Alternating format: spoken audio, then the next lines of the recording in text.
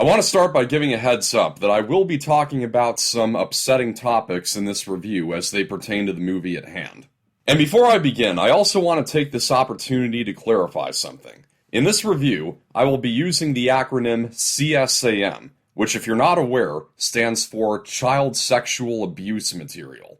I'm normally against speech policing, but this is the correct terminology as opposed to child pornography, because pornography connotes to entertainment with actors and actresses who've consented. Children cannot consent, and the children who are in such videos and images are not actors. They are someone's little girl or boy. Unfortunately, child porn is still the legal term, but I think we can change that. So, CSAM, it addresses the issue in the name, and we should add it to our vocabulary and make it more mainstream. With that cleared up, let's talk about this movie.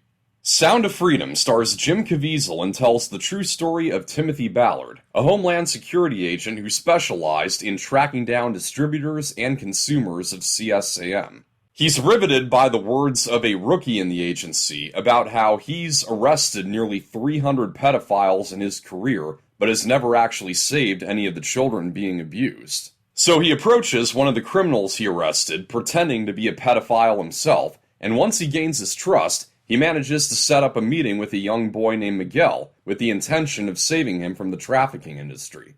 While he gets Miguel back to his father, the young boy tells him that his sister is still somewhere out in the world being sold into sex slavery. So he sets out to bring her home too, and the mission leads to the birth of his anti-trafficking organization, Operation Underground Railroad. Sound of Freedom was filmed back in 2018 and went through lengthy distributing roadblocks. It was picked up by 20th Century Fox, but got shelved after the Disney buyout. The filmmakers bought the rights back, and earlier this year finally got a distribution deal with Angel Studios, which produced The Chosen. The movie wasn't even anywhere on my radar until about a month before release. I found out about it because ads for it were all over YouTube and Instagram, which I'm glad about. Heaven knows Instagram could use it given their algorithm. I've seen the movie twice now, once on its opening day of July 4th, and I think I might go see it one more time before it leaves theaters, which won't be too soon considering the waves it's made in the box office. The attention is well earned. Over the years, I've made it known that I expect more than just a message from a movie, even if it's a message that I'm all in favor of. I look for quality filmmaking and storytelling to anchor that message. This is one of those times when I get to happily report that the movie is just what I look for.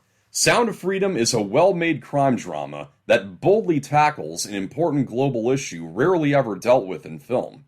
Now, this movie was probably always going to affect me to some degree, because few things break me like a child's life or innocence getting snatched away from him or her. But Sound of Freedom is all the stronger for how sensitive and responsible it is in its handling of the issue. It's pretty needless to say that there's never any graphic depictions of sexual abuse. Instead, we're shown before and after it happens, putting us face to face with the hurt and humiliation that these kids are afflicted with. It really goes to show that you can make a powerful film against child exploitation without having to exploit children in the process. Jim Caviezel, who is handpicked by the real Tim Ballard to represent him, he's very good. Granted, the role doesn't really require too much. He looks very calmly distressed for a greater amount of the movie, which makes sense knowing that his career in Homeland Security includes regularly analyzing some of the most depraved filth out there. And because of how desolate he comes across most of the time, it makes it incredibly worthwhile on the occasions that he just can't help but give a satisfied smile when he busts a predator. Mira Sorvino has a minor role in the film as Tim's wife, and I'm glad she got to be a part of it because of how adamant she's been for the last 20 years about fighting human trafficking. Another actor deserving of recognition is Bill Camp, who plays this ex-cartel whom Tim consults in going undercover to get close to the traffickers. He's interesting because his outward persona would almost seem to suggest that he's still living the crime life, but deep down he is a man of regret. There's a great scene in which he talks to Tim about his past in having intercourse with trafficking victims. He had his moment of Nathan saying to King David, "You are the man," when he realized that a victim he figured was 25 years old was actually a teenager, and he had the epiphany that he was the sadness in her eyes. Now, at first, I took some issue with the fact that we learn very little about Tim Ballard's personal life. We see him at home with his kids once, which helps inspire him to start going out of his way to save kids overseas, but we're not told much about his background or who he is. However, the reason for this decision became more clear to me when Jim Caviezel appears in a video message during the credits. Of course, he doesn't point-blank say, "This is why the movie doesn't tell you much about Tim Ballard, therefore don't criticize it." But he does make a point in saying that it's ultimately not about him or Tim Ballard, that the true heroes of the story are Rocio and Miguel. Ballard and his team did a lot of the work, yes, but it all hinged on what the young brother and sister did to save each other, as little as they were able to do. That is a really strong point, so I came around to overlooking the minimal development given to Ballard himself. I find it somewhat refreshing that the real Tim Ballard and the OUR have been completely open about the liberties the movie takes with the factual story. There are some things in the third act that are embellished, and there was another case in Haiti that Ballard's team was working on at about the same time as the Colombia one depicted here. The Haiti case is not covered in the film due to runtime restraints. One thing in the movie, though, that interestingly did happen is when before Tim leaves to find Rocio, Miguel gives him a necklace that belonged to her, which, as it just so happened, had Timoteo, the Spanish name for Timothy, etched into it. The real Tim Ballard actually didn't want this to be in the movie at first because he felt the audience wouldn't find it believable, even though it is entirely true. I don't see any reason to have been wary about that. I think most of us acknowledge that sometimes the truth is stranger than fiction. The second and third acts of the movie are each a sting operation, with Ballard and his team formulating their plans to go undercover, in one case as sex tourists, and in another as doctors delivering vaccines. I didn't mind the leisurely pace the movie takes to detail just how they're going to pull it off. I was on the edge of my seat the whole time to see the plan build to its execution.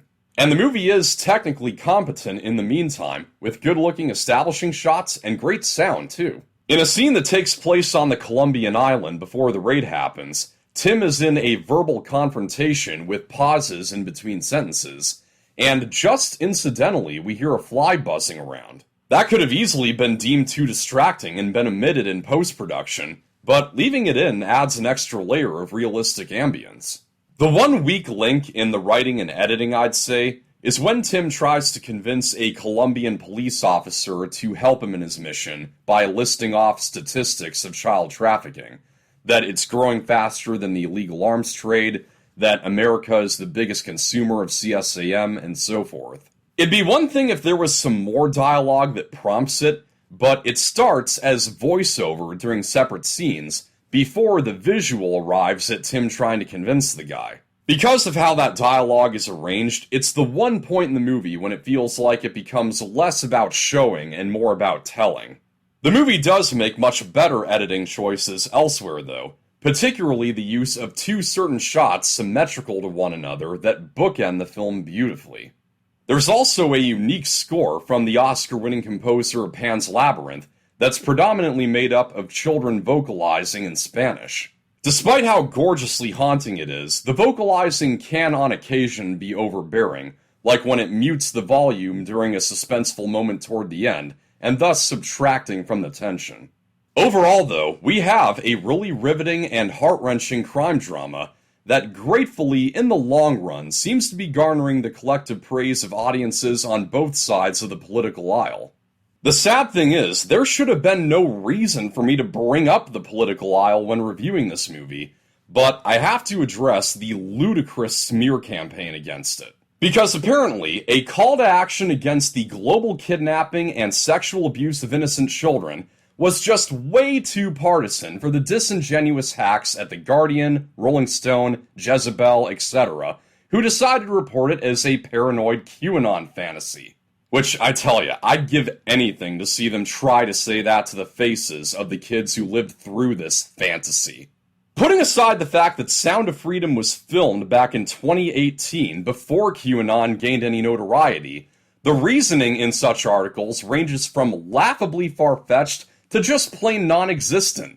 These people can't even pinpoint any story thread or minute detail that has jack to do with such conspiracy theories. Well, hey, maybe I just missed the part where we see Tom Hanks gulping child's blood at Comet Ping Pong. When they see a 100% apolitical film against child trafficking and they automatically associate it with QAnon, well, that just shows that their labeling of this movie as paranoid is pure and simple projection. This, of course, is not me demanding that everyone love this film. It is still subjective art. Having fair and legit quibbles with how the movie is made or how the story is told, perfectly fine. Being actively divisive to make the movie out to be something it isn't, not fine. The media scraped the bottom of the barrel so hard in order to discredit the movie that it became a national news story that a single funder for the film was arrested for child kidnapping, when the fact of the matter is, he was the landlord to a parent who was in a custodial dispute. I highly doubt he was even aware that he was giving lodging to a woman who didn't have legal custody over her child, but even if it turns out that he was, it's ridiculous to think that the whole crux of the movie is in any way discredited by the actions of one of the over 6,000 investors who had no part in the actual making of the film. To anyone who may still be thrown off because of the misleading headlines, you can rest assured this is not a film made for right-wing extremists. It's a film for everyone who has the faintest bit of decency. And it's an opportunity, at a time when it's most needed, for conservatives and liberals to be able to find common ground and be able to stand together for something. Which is exactly what the far left is most afraid of, so that would be my 2 cents as to where all this disingenuity is really coming from.